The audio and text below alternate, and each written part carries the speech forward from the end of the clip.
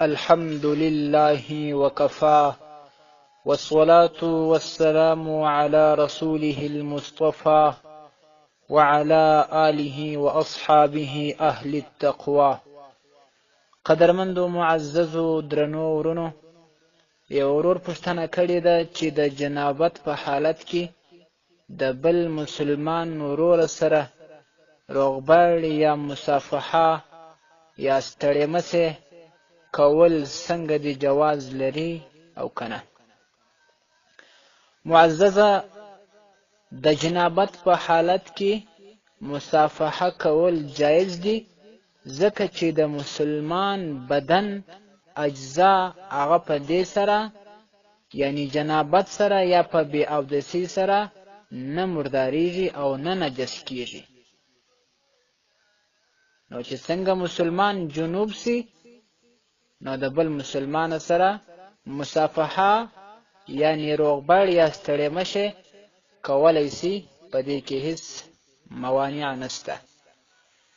حدیث شریف کې راځي، حضرت ابي هريره رضی الله تعالی عنه فرمایي چې لقيني رسول الله صلى الله عليه وسلم في طريق من طرق المدينه. زما سره رسول اکرم صلی الله علیه وسلم د مدینه منورې په لارو کې ملاقات وانا جنوب، فداس حال کې چې زه جنوب وم. فاختنست فذهبت فاغتسلت، زه ځنې شاته سوم او لاړم، غسل مې وکړ، ثم جئت بیا رالم. نو رسول اکرم صلی الله علیه وسلم راته وویل: أين كنت يا أبا هريرة؟ ای ابو هريره صاحب چیرې وې ته؟ ابا هريره رضی الله تعالی عنه وایي ما ورته وویل: إني كنت جنبا فكرهت أن أجالسك على غير طهارة. یا رسول الله صلی الله علیه وسلم، زه جنوب وم، نو ما دا مکروه او بد ګڼله چې پر داسې ناپاکۍ باندې چې زما بدن ناپاکه دی، جنوب یم او ستا سره ودرېږم یا ستا سره کښېنم، دا مې بده ګڼل.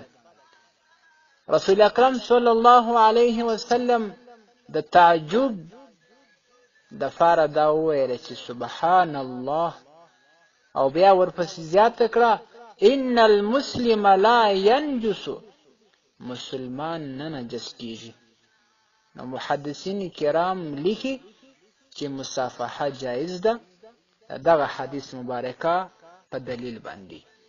دویم حدیث شریف، حضرت حذیفه رضی الله تعالی عنه وایي چې ان النبي صلی الله علیه وسلم لقيه، چې نبی کریم صلی الله علیه وسلم د ابا هريره رضی الله عنه سره ملاقات، فاهوى الیه، یا یې لاس ورنږدې کړ یا دا یې میل وکړ چې هغه ځان ته رانږدې کړي.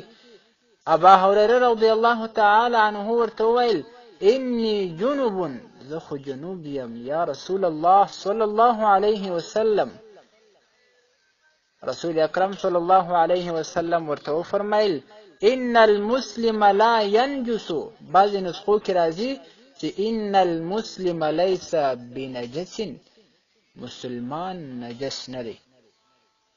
نو شارحین دغه حدیث شریف څخه هم دا ثابتوي چې مصافحه د جنوب هغه جایز ده، هیڅ پروا نه لري، هیڅ مانع په دې کې نشته. والسلام علیکم ورحمة الله وبرکاته.